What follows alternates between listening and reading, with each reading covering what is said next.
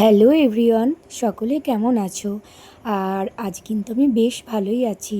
আর সকাল সকাল দেখো ওই যে ঠাকুরের সিংহাসনটা না পরিষ্কার করে নিয়েছি। বেশ কয়েকদিন হলো দেখছিলাম একটু একটু চন্দন বা কোনো কিছু ফুল টুল পড়ে থেকে না ওখানটা একটু ময়লা হয়ে গিয়েছিলো। তো তার জন্যই আজকে পরিষ্কার করে নিলাম। আর আমি পরিষ্কার করে না ফুল তুলতেও বেরিয়ে পড়েছি। আর এখান দিয়েই কিন্তু আমি ফুল তুলতে যাই। আর দেখো কত টগর ফুল ফুটে। আগে মানে উইন্টারে না কী করতাম, একটু গাঁদা ফুল এনে ফ্রিজের মধ্যে রেখে পুজো করতাম। তখন তো আর এইসব ফুলগুলো ফুটতো না। শীতকালে তো ফুল একটু কমই ফোটে। তো আর গরমকালে কিন্তু এই ফুলগুলো খুব ভালো ফোটে। তো সেখানেই মানে এইখানেই আর কি ফুলগুলো আমি তুলতে আসি। তো অনেক কিন্তু ফুল ফোটে, অনেকেই তুলে নিয়ে যায়। আর আমি তো মানে অল্প কয়েকটাই তুলি প্রায় বলা যায়। মানে আমার ঠাকুরের মতো যেটুকু লাগবে সেটুকুই আর কি, বেশি তুলে অত নষ্ট করি না। আর এটা হলো বেল গাছ, আর এত কচি কচি বেলপাতা ধরেছে, দেখে তো আমার এত লোভ লাগে। এখন তো আমি বাবা ভোলেনাথকে 4-5টা করে বেলপাতা দিই, নাহলে আগে আগে একটা করে দিতাম। কারণ এত বেলপাতা দেখে না আমার নিজেরই যেমন মন কষকষ করে, যে মনে হয় সব হয়তো তুলে নিয়ে চলে যাই। যাই হোক, সবারই দরকার লাগবে, সব তুলে নিয়ে যাই না, প্রত্যেক দিনই তুলি একটু একটু করে আর কি। আর আমার বাড়িতেও কিন্তু বেল গাছ আছে, মানে আমার বাপের বাড়িতে আমার দাদুকে বললে কিন্তু দাদুও পাঠায়। আর এখানে দেখো বেশ কয়েকটা বেলপাতা তুলে নিয়েছি। আর সকাল সকাল সূর্যের আলোটা এত ভালো লাগছিল। আর এখানে দেখো কলকে ফুলের গাছটা, বেশি তবে কলকে ফুল পাইনি। আর এখানে ইনি বেশ বিস্কিটগুলো বিক্রি করতে বেরিয়েছিল আর কি। আর এই যে জবা ফুলগুলো দেখছো, বেশ কয়েকটা জবা ফুল তুলি মা কালীকে দেওয়ার জন্য। তবে এখন কিন্তু খুব একটা জবা ফুল আমি পাইনি, কেননা কেউ তুলে নিয়ে চলে গেছে আর কি ভোরবেলা উঠে। তো যাই হোক, বেশ কয়েকটা ফুল আমি পেলাম। এই যে এই গাছটা দেখতে পাচ্ছ না, কলকে ফুলের গাছটা, তো এই গাছটা থেকে না আমি প্রত্যেক দিন মানে ফুল নিয়ে যেতাম। এখনও নিয়ে যাই। এই যে আজকে আমি খুব একটা বেশি ফুল পাইনি, দুটো মাত্র কলকে ফুল পেয়েছি।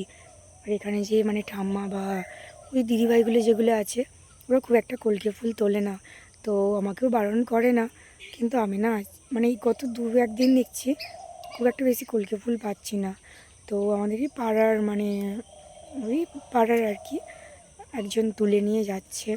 তো কলকে ফুলগুলো মোটামুটি অনেকগুলো করে পেতাম, ওগুলোও অনেকগুলো করে তুলে নিয়ে মাত্র দুটো কলকে ফুল পেয়েছি। এত মনটা খারাপ লাগছে না।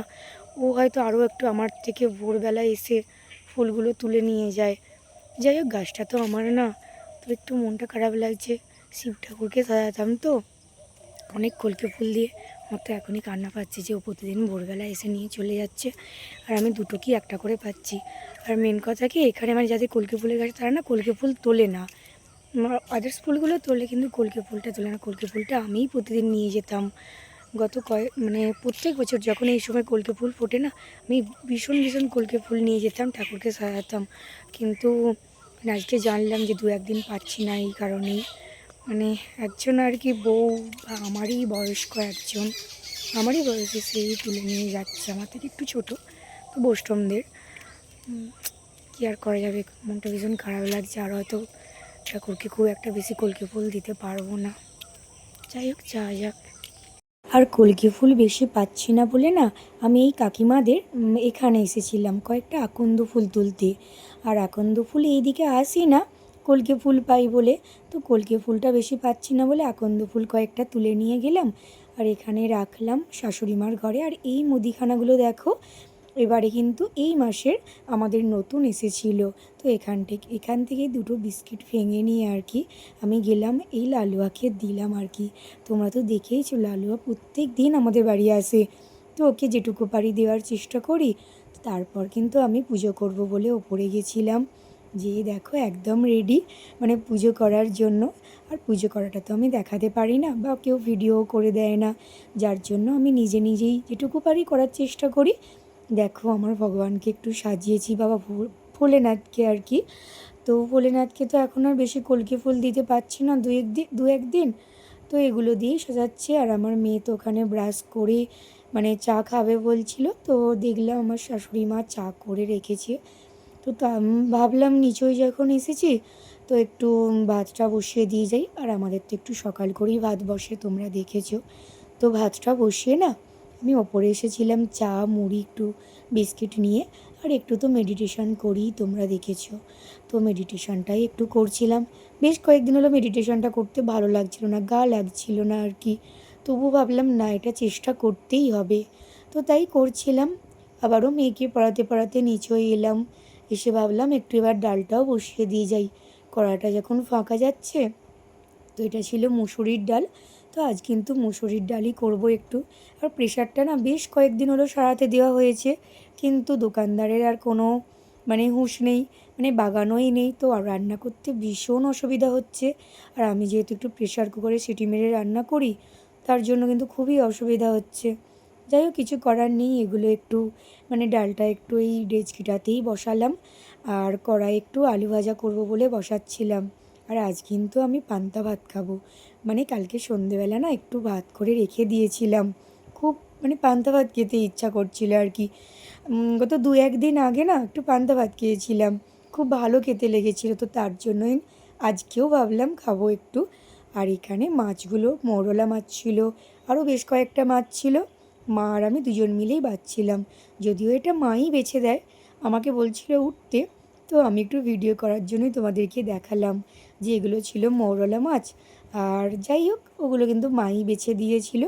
তারপর এগুলো ছিল আর কি মাছ দিয়ে আলু দিয়ে ঝাল করব বলে, সেই ঝালের আলুগুলোই সিদ্ধ করে তারপর কলমি শাক সিদ্ধ করতে দিয়েছিলাম। আর এখানে ছিল আমাদের পান্তা ভাত। দেখো, আমি, শাশুড়ি মা, আমার মেয়ে 3জন মিলে কিন্তু খুব মজা করে পান্তা ভাতগুলো খাচ্ছিলাম। তাও যে মজা করে খাবো না, একটু টকে গেলে ভালো হতো, কারণ সন্ধেবেলার রান্না তো ওই জন্য টকে নি। বাট দুপুরবেলার হলে কিন্তু এটা টকে যেত। তো টকটক পান্তা ভাত খেতে কিন্তু হেভি লাগে। তো তারপর যাই হোক, খাওয়া দাওয়া শেষ করে কলমি শাকটা একটু ভালো করে ভেজে নিয়েছিলাম। কলমি শাক আমাদের সকলেরই ফেভারিট, বিশেষ করে আমার মেয়ের আর আমার তো আরও ফেভারিট। তো এখানে মৌরলা মাছগুলো ধুয়ে আমার শাশুড়ি মা ওগুলোকে নুন হলুদ মাখিয়ে দিয়েছিল। আর আমিও বেশ তাড়াতাড়ি করছিলাম একটু। আর যেহেতু গ্যাস শেষ হয়েই আসছে, টেনশনও লাগছে যে কি হবে জানি না। অসুবিধা নেই, ইন্ডাকশানে করা যাবে। তবুও ইন্ডাকশানে না মাছ টাছ ভাজাগুলো খুব একটা ভালো করে হয় না, এগুলো কিন্তু একটু গ্যাসেতেই হয়। তো রান্না করতে একটু অসুবিধাই হবে আর কি, গ্যাস ফুরিয়ে গেলে। এখন যেভাবে গ্যাসের আকাল চলছে, তো কি হবে জানি না। অনেক লাইন দিয়ে, লাইনের পর আর কি দাঁড়িয়ে গ্যাস আনতে হচ্ছে। তো একটু অল্প অল্প রান্না করারই চেষ্টা করছি বেশ কয়েকদিন। যদিও আমি এমনিতেও অল্পই রান্না করি, তবুও যতটুকু হয় আরও একটু কমের ওপর দিয়ে। তো সেই জন্যেই না ইন্ডাকশানেই ভাতটা করছি। তো আমার শাশুড়ি মা এখানে আরও কয়েকটা মাছ ছিল, বড় মাছ। তো ওগুলোও হবে, ওগুলোই নুন হলুদ মাখিয়ে দিয়েছিল। আর এই তরমুজের খোলাগুলো, কালকের তরমুজের খোলা, এগুলো একটু গরুর এতে বালতিতে দিতে গিয়েছিলাম আর কি। তো এই লালুয়াটা তো পিছন ছাড়ছেই না, কি আর করা যাবে। তো আমি আমার রান্নাটা করে নিই ভাবলাম। আর এখানে মাছগুলো তো সব ভাজা হয়েই গেছে। এখান থেকে কিন্তু সব মাছগুলো আজকে করব না, বেশ কয়েকটা মৌরলা মাছ ভাবলাম রেখে দেবো কালকের জন্য। আর আজকের জন্য কয়েকটা করব। আর আজ কিন্তু আমি সিলে বাটবো না, যেহেতু অনেকটাই মশলা লাগবে। মাছ দিয়ে আলু দিয়ে ঝাল হবে। আবার যেহেতু কয়েকটা মাছ রেখেও দিয়েছি, তো তার জন্য কালকেও লাগবে। তো এটা মিক্সিতেই বেটে নিলাম, বাদ বাকিটা ভাবলাম ফ্রিজে রেখে দেবো। তো তারপর কিন্তু আমার রান্না হয়ে যাওয়া, কি হয়েছে? বোতল নিয়ে আমার জলে নামবে। উপরে চলে এসেছি।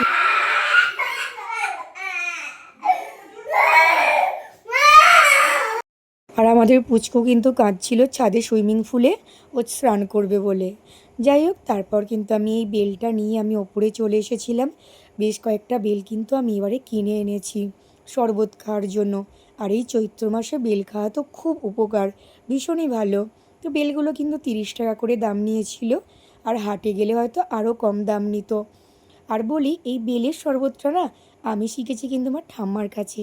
আমরা যখন ছোট ছিলাম না, আমার ঠাম্মা তখন এই রকম একটা বড় ডেচকি নিয়ে বেলের আইসক্রিম কিনে নুন চিনি নিয়ে ছাঁকুনি নিয়ে ঠিক এইভাবেই কিন্তু আমাদেরকে বেলের শরবত করে দিত। আর আমরা না গ্লাস নিয়ে বসে থাকতাম, আমি ভাই 2জন মিলে বসে থাকতাম যে ঠাম্মা কখন বেলের শরবতটা করবে, দেবে। তো আমরাও একটু ঠাকুমাকে হেল্প করতাম আর কি। যাই হোক, ঠাকুমার পৃথিবীতে নেই, খুব মনটাও কেমন করে। আর এই যে বেলের শরবত আমার মোটামুটি রেডি হয়ে গেছে। আর এই যে আইসক্রিমটা দেখছো, আইসক্রিমটাও কিন্তু ছিল বেলেরই আইসক্রিম। এটা একটু গুলে নিলে তো টেস্ট খুবই ভালো হয়, দেখেই যে তোমরা আগের ভ্লগেও নিশ্চয়ই। তো ভালো করে এটা মিক্সড করছিলাম। আর এই সময়ও কিন্তু আমার মেয়েই ভিডিও করে দিয়েছিল আর বলল, মা আমি কয়েকটা প্লাস্টিকের গ্লাস আনি, মানে এই গ্লাসগুলো আর কি। এই গ্লাসগুলোই এনেছিলাম খাবার জন্য, আর নিজেও খেলাম, সবাইকে খাওয়ালাম। আর এই যে ডিপেতে দেখছো একটুখানি, এটা নিয়েছিলাম আমার মায়ের জন্য। তো আমার মার জন্য না মনটা কেমন করে, মানে ভালো মন্দ কিছু খেলে মনে হয় মার জন্য একটু দিয়ে আসি। মা করতে পারে না সেটা না, অ্যাকচুয়ালি মানে ওই মার চোখটার কন্ডিশন যেহেতু সেইভাবে ভালো নেই, মা সেই জন্যই মাকে করতে বারণই করি। তো মার জন্য নিয়ে গেছিলাম, মাকেও একটু দিলাম আর দাদুকেও একটু দিলাম। দাদু তো খেয়ে তো খুব মানে ভালো হয়েছে বলল, আর বললো তোর ঠাম্মার কথা মনে পড়ছে, তোর ঠাম্মা কত করে খাইয়েছে। তো বলতে বলতে আমারও একটু চোখে জল এসে গেছিলো। যাই হোক, তারপর সব কিছু করে দাদুকে খাইয়ে মাকে খাইয়ে ঘরে এসেছিলাম। এসে তো আমি ভীষণ হাঁপিয়ে গেছি। আর তো এসেই একটা জিনিস দেখলাম, কালকে একটু আলমারিটা গোছাচ্ছিলাম, মানে একটু কাপড় চোপড়গুলো একটু এলোমেলো হয়েছিল আর কি। তো মেয়েটা মনে হয় কালকেই একটা জিনিস মানে বের করে রেখেছে, তাহলে তোমাদেরকে দেখাই সেটা। এই দেখো, এটা দেখতে পাচ্ছ, এটা হলো কেদারনাথে যখন গেছিলাম না সেই ব্যাগটা। এটাই মানে পুজোর সমস্ত রকম জিনিস ছিল, পুজো দিলে এই ব্যাগটাই আর কি দেয়। চলো তোমাদেরকে দেখাই আজ এই ব্যাগটার মধ্যে কি কি ছিল। অনেক অবশ্য জিনিস ছিল, দু একটা বের করে নেওয়া হয়েছে। তার মধ্যেই একটা গামছা টাইপের আর কি, কেদারনাথের জয় শ্রী কেদার লেখা আছে এটার মধ্যে। এটা ছিল, এই যে জয় শ্রী কেদার লেখা আছে দেখতে পাচ্ছ, এটা ছিল। তারপর আরও অনেক কিছু ছিল, অনেকগুলো জিনিস বের করে নেওয়া হয়েছে। এই দেখো এটা, এর ভেতর আমি এটা খুলিনি অবশ্য। দেখো এর মধ্যে আরও অনেক কিছু আছে, হয়তো আয়না কিছু একটা হবে, চিরুনি এদিকে, এগুলো কি আমি ঠিক জানি না, এগুলোর মধ্যে কি আছে। চলো নেক্সট দেখাই। আর এই দেখো, এটা একটা না মানে সুগন্ধি ধূপ, এটা দেখবে একটা ধূপটা না একটা আলাদা রকম, মানে এর স্মেলটাও না এত সুন্দর। আর এই যে আমি এগুলো বের করছি না, এগুলো বের করে সেই কেদারনাথ ফিলিংস পাচ্ছি একটা, মানে খুব স্মৃতিটা মনে পড়ে যাচ্ছে, জানি না আবার কবে যেতে পারবো। এই যে কি সুন্দর একটা ভগবান ভগবান সেন্ট আছে এটার মধ্যে, মানে নেশা লেগে যাচ্ছে এটার, মানে এটা শুঁকলেই না নেশা লেগে যাচ্ছে কেদারনাথের আর কি। তো এগুলো ছিল এরকম ধূপগুলো হয়তো এরকমই। আর ছিল এই দেখো, এইটা একটা ছিল, জয় বাবা কেদারনাথ লেখা আছে। আর এই যে একটা, হয়তো এটা কোনো পবিত্র জল, এটা মনে হয় ওখান থেকে না নিয়েছিলাম মনে হচ্ছে, ঠিক মনে পড়ছে না। একটুখানি জল নিয়েছিলাম, সেটা কোথায় গেল, সেটা এটাই হবে কি। যাই হোক, এটা খুব সুন্দর জলটা। আর তো এইটা একটা ছিল, এটা খুব সুন্দর। আর হচ্ছে এইটা দারুণ। আরও দু একটা ছিল, একটা রুদ্রাক্ষ ছিল, আর একটা ছিল অবশ্য প্রসাদের বাক্স ছিল, রুদ্রাক্ষ ছিল। রুদ্রাক্ষটা আমার মেয়েকে মানে পরিয়ে রাখতাম, এখন ওর গলা থেকে খুলে এমনি ভালো জায়গাতেই রাখা আছে। আর প্রসাদ ছিল, মানে ভগবানের মেন প্রসাদ নকুলদানা, না ওই নকুলদানা প্রসাদ ছিল। যাই হোক, এগুলোই ছিল। এটা আমার মেয়ে বের করেছিল, এটা দেখে তো আমার ভীষণ, আমি কেদারনাথকে মিস করছি। জানি না কবে ভগবান আবার আমাকে মানে টানবে, যার জন্য আমি যেতে পারবো। যেতে তো খুব ইচ্ছা করে, মানে এর যে স্মৃতিটা আমি কোনোদিন ভুলতে পারবো না। মানে আমার কাছে একটা আলাদা অনুভূতি, আমি যে গেছি না, আমার কাছে এটা একটা মানে মানে স্বর্গের সমান। বা এটা হয়তো আমি কোনোদিন পারতাম না যেতে, বা আমার কপালে যে এটা দেখার ছিল আমি নিজেই ভেবে উঠতে পারিনি। হয়তো বাবা তারকনাথের আশীর্বাদে বা সেই আমায় নিয়ে গেছে তার ইচ্ছা অনুসারে।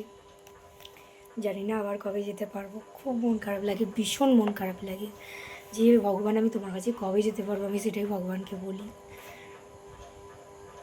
দেখ, এখানে গেলে কিন্তু মন প্রাণ চেঞ্জ হয়ে যাবে, একটা আলাদা জায়গা। তো যাই হোক, অনেকগুলো কথা বললাম, এবার কিন্তু খেতে হবে, যা যাক। জিনিস তোমাদের দেখাই, আমি এখন ছাদে এসেছি। তো ছাদে কাকিমাদের এই দিকটা দেখো, নতুন ঘর হয়েছে, আর জলটা যা লাগছে না, একটু যাচ্ছি আমি, সমুদ্র সমুদ্র ফিলিংস হচ্ছে। হেভি লাগছে। আমি ফার্স্ট টাইম এলাম, বাট স্লিপ হয়ে গেছে ভীষণ এখানটা। এখানের ভিউটা দেখবে, দারুণ দেখতে লাগছে। এই দেখো, এটা দাদাদের বাড়িটা, ওটা মেজ দাদুর ঘরটা। এই দেখো আমাদের ওইখানে, মানে ওইদিকেও যে টয়লেটগুলো আছে আর কি। আর ওই হলো বম কাকাদের বাড়ি, মানে ওই বাড়িটা হচ্ছে বম কাকাদের বাড়ি। আর এই যে এই বাড়িটা হচ্ছে ভাই কাকুদের বাড়ি, মানে সব আমাদেরই জ্ঞাতি আর কি। আর এটা তো সুমনদের বাড়িটা, মানে সুপ্রিয়া কাকিমাদের বাড়িটা। আর এই হলো আমাদের ছাদ, মানে ওইটা আর কি। ওইখানটা যা স্লিপ হয়ে গেছে, পড়ে যাবো না তো, ভয় লাগছে। আর এই যে নিচেটা পুরো সুইমিং পুল হয়ে গেছে এখানটা। এই দেখো এখানটা, এটা বড় মাদের ওপরটা আর কি। হেভি লাগছে কিন্তু এখানটা বেশ, বাট খুব ভয় লাগে, যদি গড়িয়ে ধপাস করে পড়ে যাই একদম নিচে, বাঁচতে হবে না।